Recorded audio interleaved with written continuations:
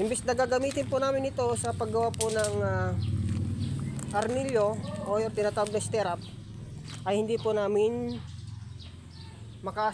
makasimbol kasi nga ho, sa bakal nito ay peke. So bakit peke? So ipapakita ko sa inyo guys itong ating pong bakal. So magsasample tayo guys para malalaman natin na peke ito. So ito po siya guys, yung 10mm. Yan magkakaparehas po silang lahat. Ngayon, try po natin na baluktutin.